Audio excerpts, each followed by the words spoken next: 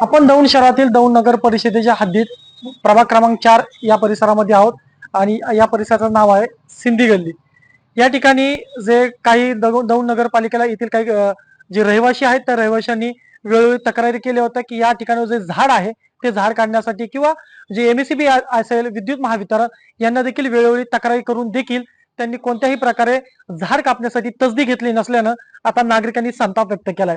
आता तत्पूर्वी आपण माझ्या पाठीमागे पाहू शकता एमएससीबीचा विद्युत महावितरणाचा तो खांब आहे आणि त्या खांबापासूनच शेजारी तुम्ही पाहू शकता झाड आहे पिंपळाचं आणि त्या पिंपळाचं झाड पूर्णपणे त्या जी वायर आहे केबल आहे त्या केबलला पूर्णपणे चिकटलेली आहे आणि त्याच अनुषंगाने आता पावसाचा देखील जोर सुरू झालेला आहे। पाऊस देखील दौंड मध्ये पडतोय आणि या सर्व घटनेमुळे करंट पसरण्याची देखील शक्यता वर्तवली जाते आणि तुम्ही हे झाड पूर्णपणे पाहू शकता किती मोठ्या प्रमाणात वाढले आणि त्याच्या खालीच घर देखील आहे, शेजारी बिल्डिंग आहे, तरी देखील दौंड नगरपालिका असेल एमएससीबी असेल या हे सर्व जे यंत्रणा आहेत ते यंत्रणा कोणत्याही पद्धतीने ह्या सर्व घटनेला गांभीर्याने घेताना दिसत नाही। नागरिकांनी वेळोवेळी तक्रारी केले, अर्ज केले, तरी देखील दौंड नगर परिषद असेल विद्युत महावितरण असेल हे वेळोवेळी दुर्लक्ष करताना दिसत आहे।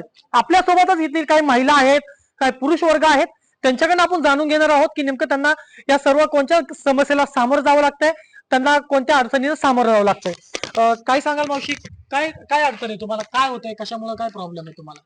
काय नाही, झाडामुळेच आहे आमच्या घरांचं सगळे पत्रेसर हे ते पावसामध्ये पाडा बिडायचं उगाच सगळ्या घरात असे किडे वगैरे येतात, ते साप येतात, ते त्या झाडामुळेच मोठी नुकसान होणार आमच्या।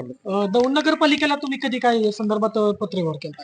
दोनदा तीनदा केलता। त्यांच्याकडनं काय उत्तर आलं? येतो म्हणे, फक्त एवढीच भाषा वापरली येतात का? हा, नाही आले। काय सांगाल कशा पद्धतीने तुम्ही या सर्व घटनेला सामोरं झाला, काय अडचणी तुम्हाला?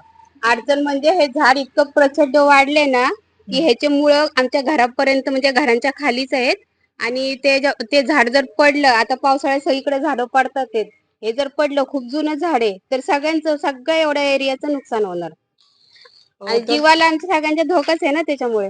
त्याचबरोबर आपल्यासोबत पुरुष वर्ग देखील आहे, काय सांगाल काय अडचणी आहे तुम्हाला? अडचणी ह्या झाडामुळं अक्षरशः मुलं ही ती खेळतात इथं, जर झाड पडलं एखादा मुलगा जाण्याची शक्यता आहे।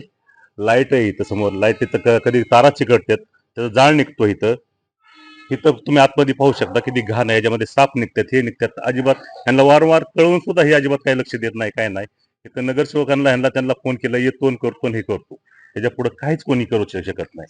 काय सांगाल काय होतं? आता ह्या झाडाचा प्रॉब्लेम एवढा मोठा आहे की नगरपालिकेला आपण वारंवार पत्र दिले, पत्र व्यवहार केले, पण त्यांनी दुर्लक्षच केलेलं आहे त्याच्याकडे। येतात म्हणतात आणि कापून देतो म्हणतात, पण कापत नाही।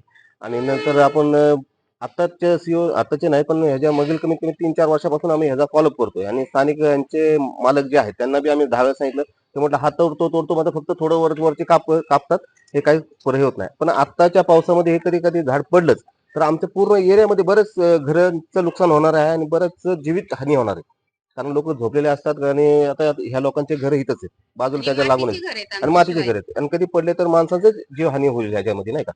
त्यासाठी आम्ही वारंवार सांगत आहे पण कोण दुर्लक्ष नाही का करू म्हणून चाललेले आहे। पाहिलंच की दौंड नगरपालिका असेल विद्युत महावितरण असेल त्यांना वेळोवेळी या लोकांनी पत्रव्यवहार केला, परंतु दौंड नगरपालिका असेल आणि विद्युत महावितरण असेल हे याच्याकडे दुर्लक्ष करताना दिसत। काही स्थानिक नगरसेवक असतील त्यांना देखील या बाबतीत सर्व माहिती दिली असली तरी त्यांनी देखील या सर्व घटनेकडे दुर्लक्ष केलेलं आहे।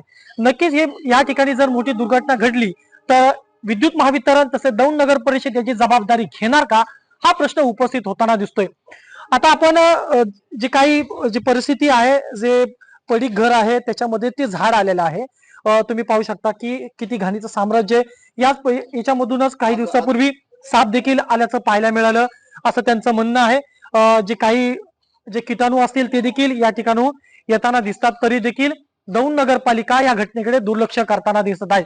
नक्की दौंड नगरपालिका नागरिकांच्या जीवाशी का खेळते, हा देखील प्रश्न उपस्थित होताना दिसतोय। पवन साळवे, न्यूज अनकट, दौंड।